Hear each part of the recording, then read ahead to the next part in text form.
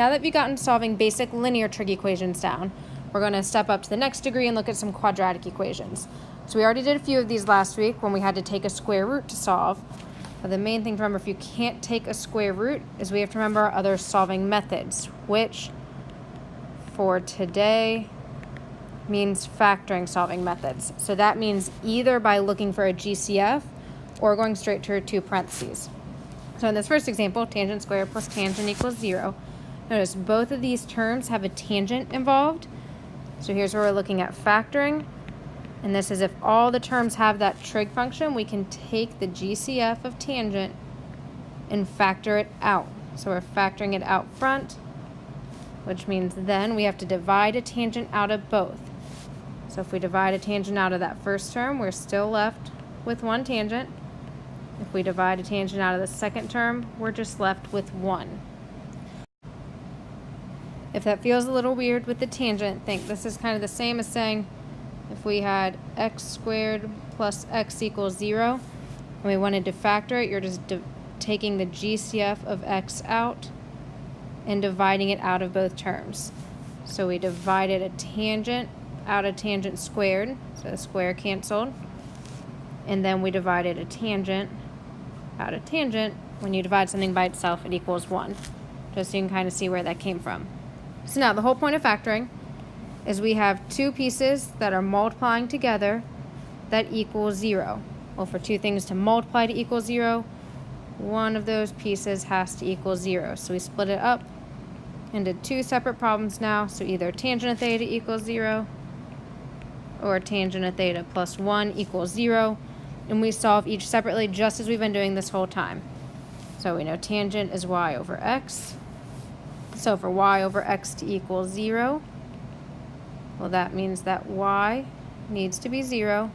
So think about your unit circle. Y is 0 over at 0 degrees and at 180 degrees. So our two answers for this side are 0 degrees and 180 degrees. So now we can still get more answers from our other half. So we have tangent of theta, subtract your 1 over to get to -1. So now we're thinking, when does y over x equal -1?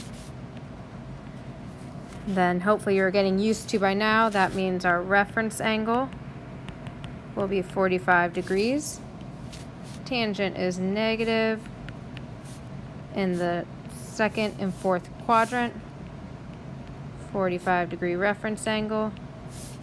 So our two angles are going to be 180 minus 45, which is 135 degrees, and 360 minus 45, which is 315 degrees. So now we can have more than two answers. We can have up to 4 answers for these quadratics. So that first one was an example of a quadratic when we can factor out a GCF.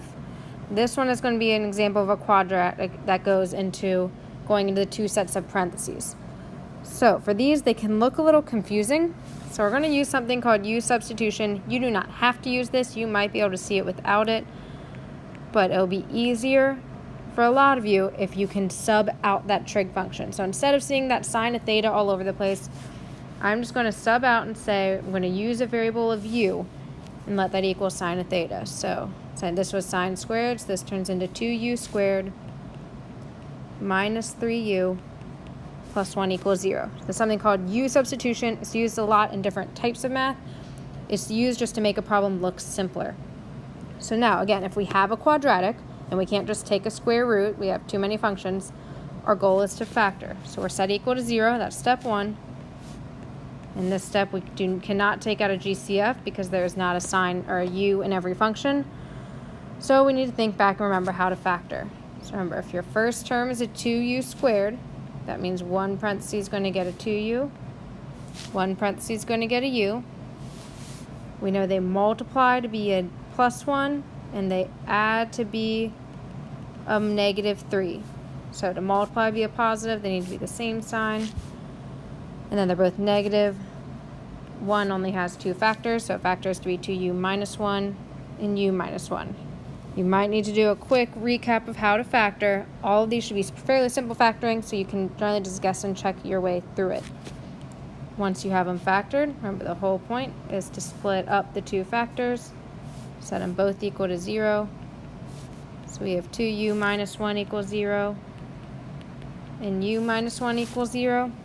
And now we just want to solve for u, plug that sign back in. So add your 1 to both sides, divide by 2, and then remember, u represented sine of theta, so now we plop that back in. We have sine of theta equals 1/2. Now we're doing what we've been doing all week.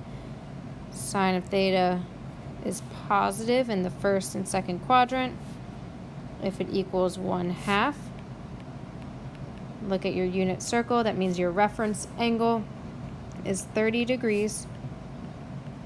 So plop that in to both of them. And then the first quadrant angle is just the 30-degree angle. Second quadrant angle, 180 minus 30, is 150 degrees. Remember, we had two options, so our other one is when u equals 1. Sub your sine of theta back in. And for sine of theta equal to 1, again, sine is y, so y is 1. Up at the top at 90. We're at 0, 1, and that is 90 degrees. So this one has 3 answers altogether, 30, 90, and 150. So the trick with these, doing quadratic, is remembering how to solve a quadratic to begin with to isolate the trig function, but then it turns into that same problem we've been doing over and over again.